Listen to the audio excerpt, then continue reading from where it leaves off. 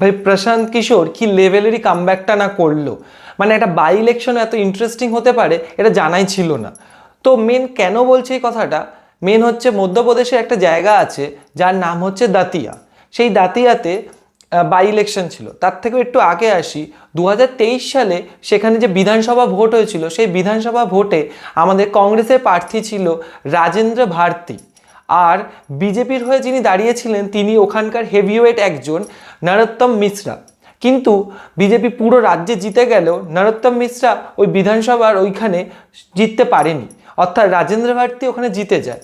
তো রাজেন্দ্র ভারতী জিতে গেলে অটোমেটিক্যালি নেক্সট ইলেকশন আসা অবধি তিনি থাকার কথা। তো রাজেন্দ্র ভারতী জেতার আগে গ্রামীণ ব্যাংকে যেখানে তিনি বিভিন্ন পদ সামলেছিলেন সেখানে অনেক টাকা জালিয়াতি করেন।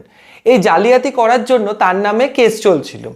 তো তিনি এমএলএ হওয়ার পর এই কেসটার রেজাল্ট আসে, যে রেজাল্টে কোর্ট তাকে 3 বছরের জন্য শাস্তি দেন এবং তার ফলে তার এমএলএ পদ চলে যায়। অর্থাৎ এই সিটটায় আবার লড়ার জন্য বিজেপির কাছে একটা সুযোগ আসে।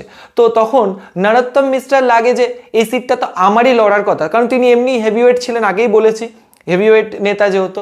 তো তিনি সেখানে দাঁড়াতে চান, বাট বিজেপি তার কেটে দেন, অর্থাৎ তার টিকিট দেন না।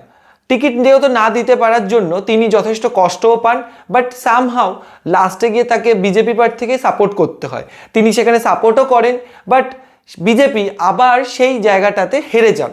মানে এইবারও কংগ্রেস জিতে গেল এবং বিজেপি ওই সিটটাতে হেরে গেল।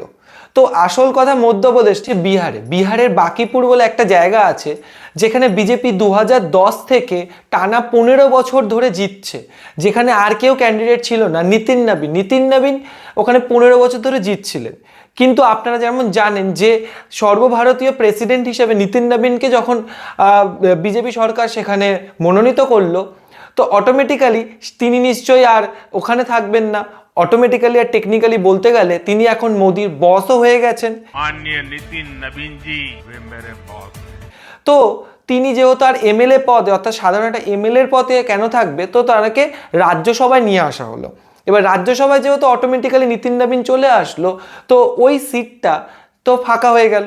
ওই সিটটা ফাঁকা হয়ে যাওয়ার জন্য ওখানে করা হলো বাই ইলেকশন। এবার যেই বাই ইলেকশন ওখানে করা হলো, প্রশান্ত কিশোরের একটা স্কোপ দেখতে পেলো যে ওখানে এন্ট্রি করা একটা ভালো জায়গা পাওয়া যাবে। তো অটোমেটিক্যালি প্রশান্ত কিশোর ওখানে এন্ট্রি করেন।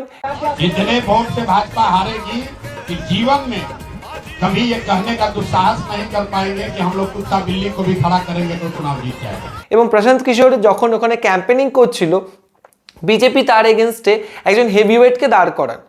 কিন্তু তিনি হঠাৎ করে বিজেপির সঙ্গে বা কি হলো কমিউনিকেশন জানা নেই, তিনি হঠাৎ করে নমিনেশন উইথড্র করে নেন এবং নমিনেশন উইথড্র করে নেওয়ার জন্য তার জায়গায় যে সাবস্টিটিউট বিজেপির প্রার্থীকে দাঁড় করানো হলো, তিনি না ছিলেন অত পরিচিত, না ছিল হলো গিয়ে তার মধ্যে জনসংযোগের করা কোয়ালিটি।